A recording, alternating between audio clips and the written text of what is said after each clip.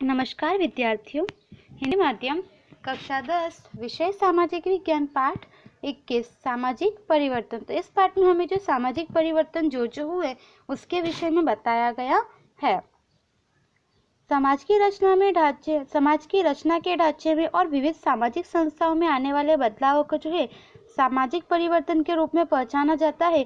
इसके साथ समाज की रचना और कार्यों में भी जो है निरंतर परिवर्तन आए उन्हें सामाजिक परिवर्तन कहा जाता है। तो यहाँ पे हमें बताया कि समाज की रचना के जो ढांचे में और विविध सामाजिक संस्थाओं में आने वाले जो बदलाव है उन बदलावों को सामाजिक परिवर्तन के रूप में पहचाना जाता है। इसके साथ ही समाज की रचना में समाज के कार्यों में भी परिवर्तन आए तो उसे जो है हम सामाजिक परिवर्तन कहते हैं। पश्चिमीकरण, वैश्वीकरण और शहरीकरणों के कारणों से सामाजिक संबंधों, पारिवारिक व्यवस्था, विवाह व्यवस्था, संस्कृति में लोगों की जीवन शैली, साहित्य, कला, संगीत और नृत्य के क्षेत्र में जो है अमूल सांस्कृतिक परिवर्तन आए हैं, जिसके कारण लोग एक दूसरे की संस्कृति से भी परिचित हुए हैं। भौतिक वस्तुओं, भोग विलास के साधन, आधुनिक उपकरणों का उपयोग तथा दैनिक जीवन की जो है आधुनिक शैलियों में परिवर्तन आए हैं। जो है समाज में भौतिक परिवर्तनों के माध्यम से लोगों का जीवन स्तर सुधरा है।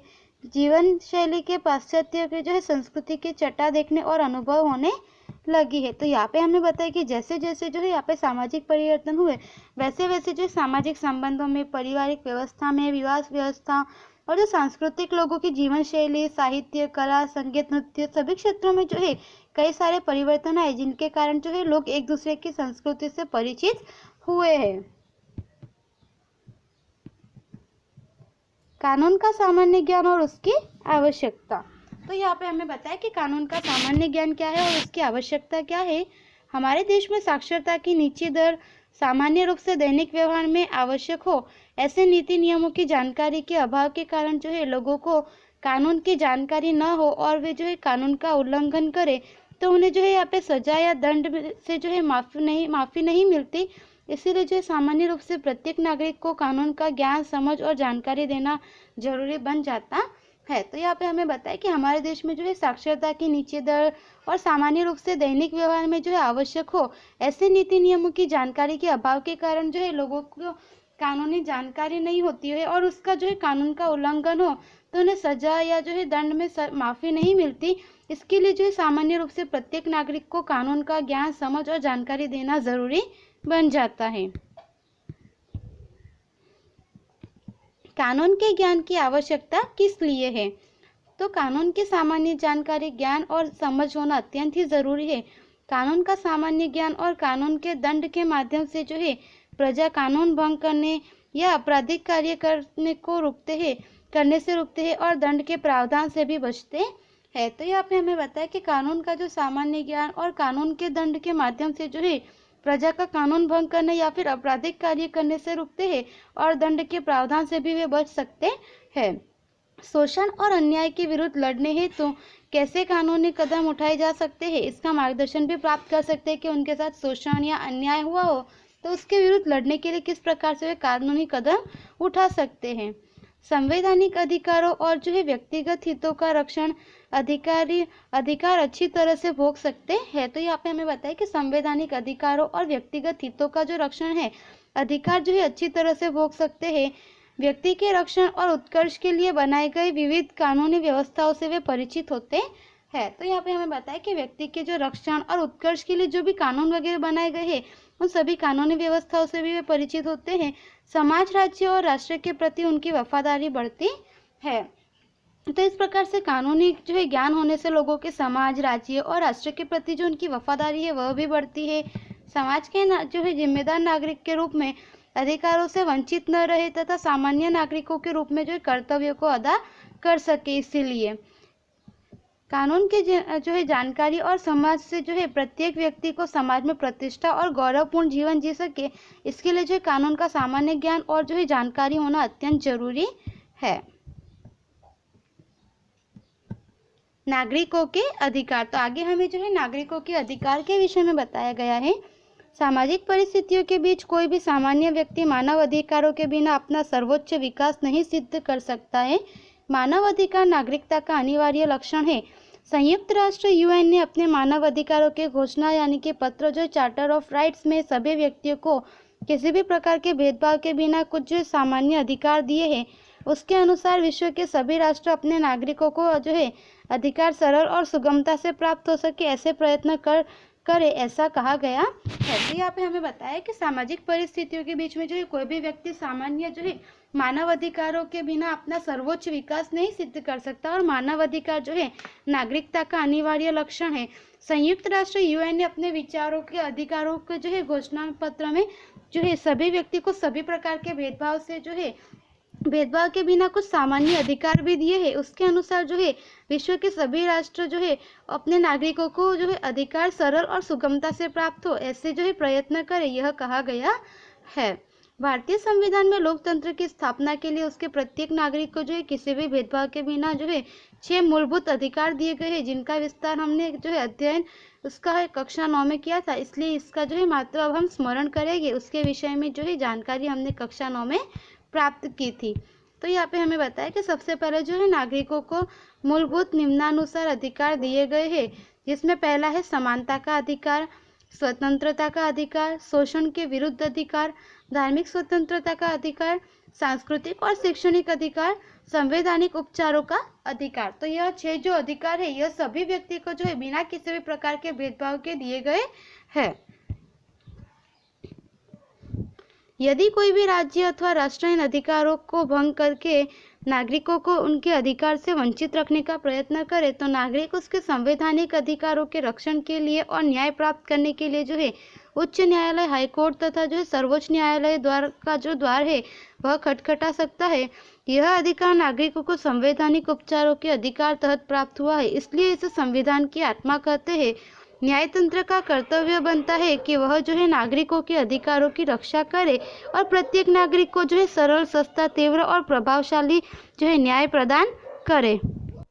तो यहाँ पे हमें बताया कि कोई भी राज्य अथवा राष्ट्र जो है अपने अधिकारों को भंग करके जो है नागरिकों को उनके अधिकारों से वंचित रखने का यदि प्रयत्न करे तो नागरिक जो है उसके संवैधानिक अधिकारों के रक्षण के लिए जो है न्याय दरवाजा में जो है यहाँ पे न्यायपालिका में जाकर न्याय प्राप्त करने के लिए जो है उच्च न्यायालय या फिर सर्वोच्च न्यायालय का जो है द्वार खटखटा सकता है। और यह अधिकार नागरिकों को जो है संवैधानिक उपचार से जो है उस अधिकार के तहत प्राप्त हुआ है, इसीलिए जो है इसे संविधान की आत्मा कहा जाता है। न्यायतंत्र का कर्तव्य बनता है कि नागरिकों के अधिकारों की रक्षा करे और प्रत्येक व्यक्ति को जो है सरल, सस्ता और तीव्र तथा प्रभावशाली न्याय प्रदान करे। बालकों के अधिकार। तो यहाँ पे हमें जो है आगे बालकों के अधिकार के बारे में बताया गया है। हमारे समाज में सबसे असुरक्षित वर्ग बालक है। किसी भी देश के विकास का आधार उसके बालकों की सुरक्षितता, उनकी शिक्षा, संस्कार और उसे उपलब्ध करवाए गए विकास के अवसरों पर निर्भर करता है। यदि बालक शिक्षित, रक्षित और जो संस्कारों से संपन्न होगा तो वह अच्छा नागरिक बनकर परिवार, समाज और राष्ट्र के विकास में जो है यथाशक्ति योगदान दे सकेगा। इसलिए जो है बाल कल्याण को सिद्ध करना यह सामाजिक विकास की पूर्व शर्त है। यदि बालक राष्ट्र की संपत्ति है तो उनका जो है लालन पालन, देखभाल और जो है विकास बहुत ही अच्छी तरह, ध्यानपूर्वक, जिम्मेदारी पूर्वक करना ही पड़ेगा। और बालक शारीरिक दृष्टि से जो स्वस्थ और सक्षम बने, मानसिक रूप से वे सचेत बने, उनकी बौद्धिक शक्तियों का विकास हो, नैतिक मूल्यों के संवर्धन द्वारा वे जो स्वस्थ, समझदार और जो है जवाबदार नागरिक बने, यह देखना हमारा प्राथमिक कर्तव्य है। तो यहाँ पे हमें बताया कि हमारे समाज में जो सबसे असुरक्षित वर्ग बालक है। किसी भी देश का जो विकास है वह उस देश के बालकों पर निर्भर करता है। यदि देश के बालक जो सुरक्षित होंगे, उन्हें जो शिक्षा, संस्कार उपलब्ध करवाए गए हैं और उन्हें जो कई प्रकार के विकास के अवसर जो है वह भी प्राप्त करवाए जाते हैं। तो आगे हमें बताया गया है कि यदि बालक जो है वह शिक्षित, रक्षित और संस्कारों से संपन्न होगा तो वह जो है आगे चलकर एक अच्छा नागरिक बनकर जो है अच्छा परिवार, समाज और राष्ट्र के विकास में जो है वह अपना योगदान दे सकेगा।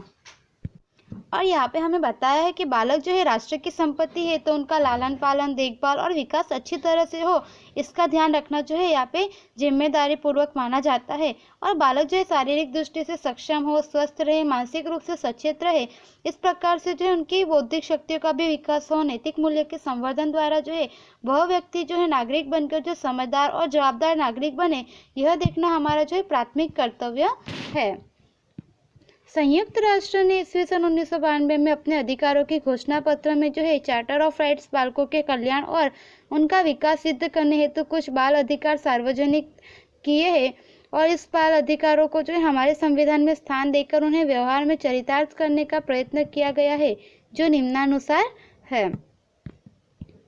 जिसमें यहाँ पे हमें सबसे पहला बताया है कि जाति, रंग, लिंग, भाषा, धर्म या राष्ट्रीयता के किसी भी भेदभाव के बिना प्रत्येक बालक को जीवन जीने का जन्मजात अधिकार होता है कि कोई भी बालक जो है वह जाति, रंग, लिंग, भाषा या जो है किसी प्रकार के धर्म के भेदभाव के बिना जो है अपना जीवन अपनी तरह से जी सकते हैं। इस प्रकार का जन्मजात अधिकार होता है। माता पिता द्वारा बालकों का योग्य ढंग से पालन पोषण हो तथा किसी खास कारण के बिना जो है बालकों को उनके माता पिता से अलग नहीं कर सकते। तो यह जो है हमारे संविधान में इसका भी उल्लेख किया गया है।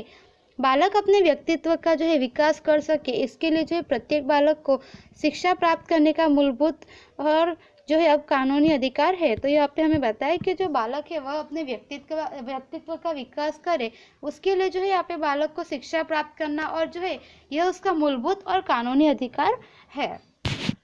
प्रत्येक बालक को अपनी आय स्तर के जो है अनुरूप खेलकूद और मनोरंजन की प्रवृत्तियों में भाग लेकर तंदुरुस्त, स्वस्थ और आनंदपूर्वक जीवन जीने का भी अधिकार है कि जो भी खेलकूद वगैरह मनोरंजन की प्रवृत्तियां हो उसमें वह भाग ले सके। प्रत्येक बालक को अपने अंतःकरण के अनुसार धर्म और उसके समुदाय में रहने की तथा अपनी संस्कृति को बनाए रखने का भी अधिकार प्राप्त होता है।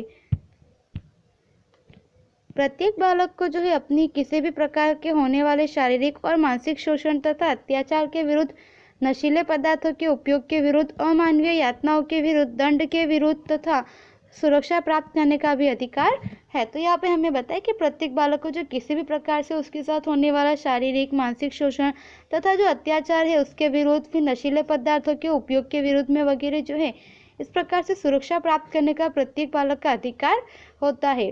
प्रत्येक बालक को जो सामाजिक सुरक्षा द्वारा जो सामाजिक विकास साध कर तंदुरुस्त जीवन स्तर प्राप्त करने का अधिकार है। तो यहाँ पे हमें बताया कि प्रत्येक बालक को जो सामाजिक सुरक्षा द्वारा जो है सामाजिक विकास करके तंदुरुस्त जीवन जीने का जो है वह भी यहाँ पे जो है अधिकार प्राप्त होता है। बालकों के शोषण और अत्याचार के विरुद्ध सुरक्षा। तो यहाँ पे जो है हमें बालकों के शोषण और उनके अत्याचार के विरुद्ध में जो सुरक्षा है उसके विषय में बताया गया है।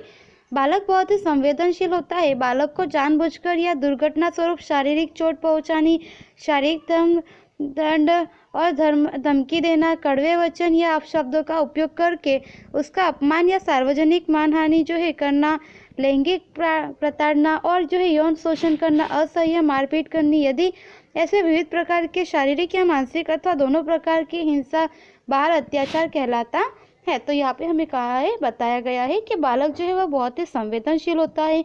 बालकों को जानबूझकर या फिर जो है दुर्घटना स्वरूप शारीरिक चोट पहुंचाने, शारीरिक दंड देना या फिर धमकी देना, कड़वे वचन बोलना, अपशब्द बोलना, जिससे कि जो है उनका अपमान जो है उसका अपमान या जो सार्वजनिक मानहानि करना, फिर लैंगिक प्रताड़ना और जो है यौन शोषण करना, उनके साथ जो है असह्य प्रकार की मारपीट करना, इस प्रकार के विविध जो है शारीरिक या मानसिक जो है दोनों प्रकार का हिंसा देना जो है यह बाल अत्याचार कहलाता है।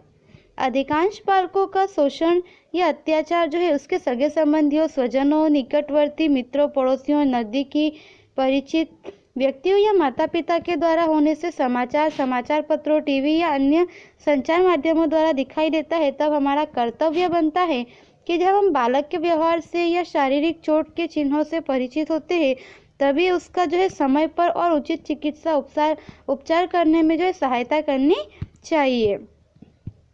सामान्य रूप से जो है शोषण पीड़ित बालक भय, धमकी या शर्म संकोच के कारण सामाजिक प्रतिष्ठा भंग होने के डर से जो है घटना की जानकारी माता पिता को कहने से संकोच तथा घबराहट अनुभव करके जानकारी छुपाते हैं और शोषण सहन करते हैं। इसलिए जो है माता पिता को बालकों का विश्वास संपादन करके वास्तविकता को, सामाजिक डर को जो है ध्यान में रखकर जो है जवाबदारों को सजा मिले, इसके लिए त्वरित कदम उठाने चाहिए। तो यहाँ पे हमें बताया कि सामान्य रूप से जो है शोषण पीड़ित बालक जो है उन्हें डर होता है, किसी प्रकार की धमकी दी गई होती है या फिर शर्म का संकोच होता है तथा जो है सामाजिक प्रतिष्ठा भंग होने का डर होता है। ऐसी सभी घटनाओं की वजह से जो है बालक अपने माता पिता से जो है संकोच करते हैं, बात नहीं बताते और घबराहट अनुभव करते हैं और जो जानकारी है वह छुपाते हैं और शोषण सहन करते हैं। तो इसलिए जो है माता पिता को अपने बालकों का विश्वास जो है संपादन करके वास्तविकता को जानना चाहिए और समाज के डर को जो है ध्यान में रखकर जो भी जहाँ पे जो है उनके लिए जो है जवाबदारों को सजा मिले, इसलिए कानूनी त्वरित कदम उठाने चाहिए। ऐसे शोषण और अत्याचारों का भोग बने बालकों के प्रति जो समाज और मित्रों द्वारा घृणा या तिरस्कार और अवगणना किए बिना उनके प्रति प्रेम और जो है अपनी संवेदन प्रकट करके स्वीकृति के साथ जो है उन्हें सहानुभूति देनी चाहिए। आगे हमें बताया है बाल मजदूरी और उसके जो है और उपेक्षित बालक।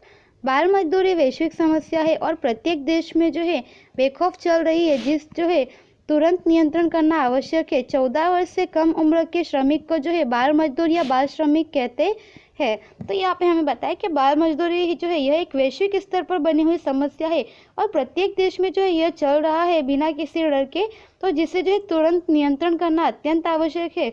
14 वर्ष से कम उम्र के जो है बालकों को श्रमिक यानी कि बाल मजदूर या बाल श्रमिक कहते हैं।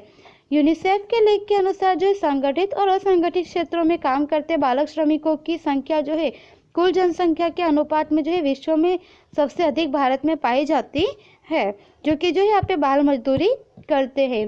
भारतीय अर्थतंत्र में सभी क्षेत्रों में ही बाल मजदूरी जो है विपुल मात्रा में पाई जाती है, जैसे कि होटलों, फैक्ट्रियों, निर्माण कार्य के क्षेत्र में, जोखिम व्यवसाय में जैसे कि पटाखों के व्यवसाय में, ईंट के भट्टों में, कृषि के साथ संलग्न कार्यों में, कृषि मजदूर, पशुपालन और मत्स्य उद्योग जैसी प्रवृत्तियों में पाया जाता है और सेवा क्षेत्र में, घर में नौकर, चाय की लारी गल्लों में और होटलों में, ढाबों में, गैरेजों में, ठेला खींचने, अखबार वितरण, प्लास्टिक भंगार बना जो है बीनने जैसे कार्यों में, भीख मांगना तथा रास्ते पर साफ सफाई के कार्य करते पाए जाते हैं। तो यहाँ पे हमें बताया कि यूनिसेफ की जो है यहाँ पे रिपोर्ट के अनुसार जो है संगठित और असंगठित क्षेत्र में जो है काम करते हुए बाल श्रमिकों में सबसे ज़्यादा जो है बाल श्रमिक भारत देश में पाए जाते हैं, जो कि जो है यहाँ पे कई प्रकार के व्यवसाय में जैसे कि होटल में जो है काम करने में जुड़े होते हैं, फैक्ट्री के निर्माण कार्य में वगैरह, और जो है यहाँ पे नशीले पदार्थों की हेरा फेरी करने में वगैरह जो है बच्चों को यहाँ पे जोड़ा जाता है, पटाखों के व्यवसाय में,